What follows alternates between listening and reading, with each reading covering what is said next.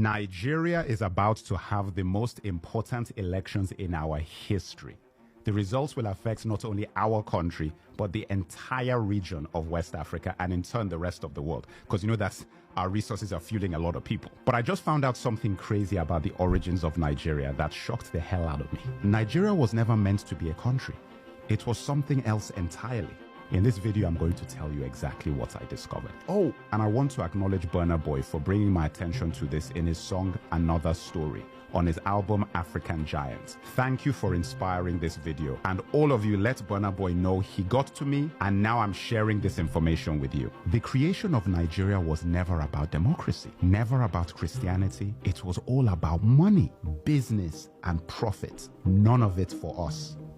Pay attention. The area now known as Nigeria was called the Slave Coast up to 1870. This was the point at which the British had stopped slave trading and moved on to palm oil as their primary commodity out of Nigeria. One of the main suppliers of palm oil was the Benin Kingdom, and you have to watch my video of one of the greatest African kings most of you have never heard of, Oba of Oranwen.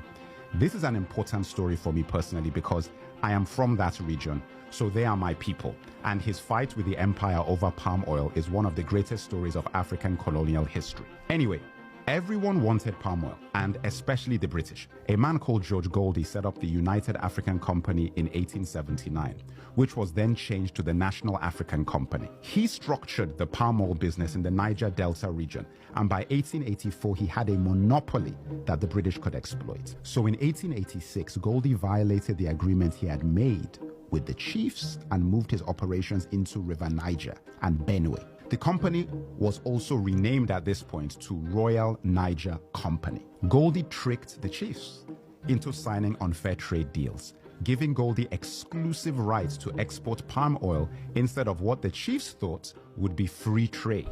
These contracts were written in English, a language we didn't understand, and based on laws that were not our own. Now guys, this is similar to something I learned when I was in university about the deals done with the Native Americans in what is now known as the United States of America. A very similar thing where deals were done in contracts in English with laws that had nothing to do with the Native Americans. There was a meeting called the Berlin Conference in 1884 to 1885, set up by Germany's first chancellor, Otto von Bismarck.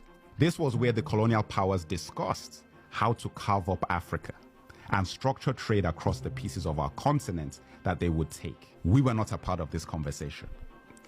The best way to think of this is like the NBA drafts.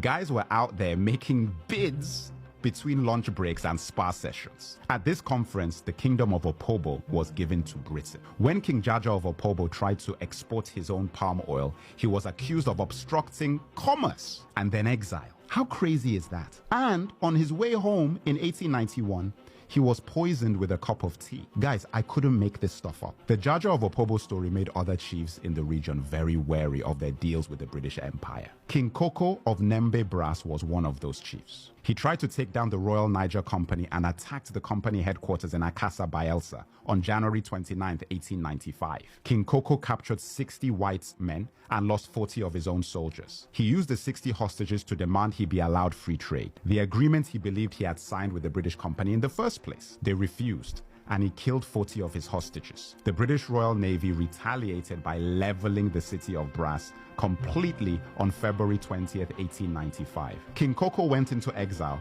and the British not only took control of the palm oil he once had, but also fined the people of his kingdom £500 as well as confiscating their weapons. Tragically, King Koko committed suicide in exile in 1898 after being branded an outlaw by the British Company that had taken his kingdom, palm oil, and reputation. The Royal Niger Company sold its territory to the British government for £865,000 in the late 1800s. This territory was known as Nigeria. In 1914, the Southern Protectorate and Northern Protectorate was combined by Lord Lugard, and like that, the Royal Niger Company was rebranded as a country, which would gain independence on October 1st, 1960.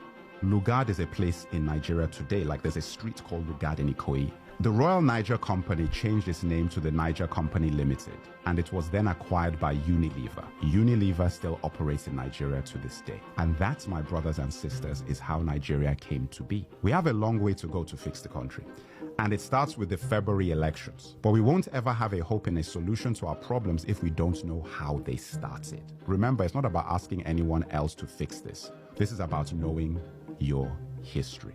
Nigeria was never a country we created. It was a company designed by colonizers for profits. And a lot of the infrastructure put in place for that siphoning of resources out of our land are still very much in place today. Crude oil simply replaced palm oil, and soon lithium may replace crude oil. I feel angry not just for what happened to my ancestors, but the fact that I wasn't taught about this in school in Nigeria, and that our children are not being taught about these things now. Every Nigerian going to the polls should know everything about who we are and what we're up against and the creation of Nigeria. I would like to take this moment to thank all my followers and subscribers, all my supporters and the community we are building around knowledge and truth.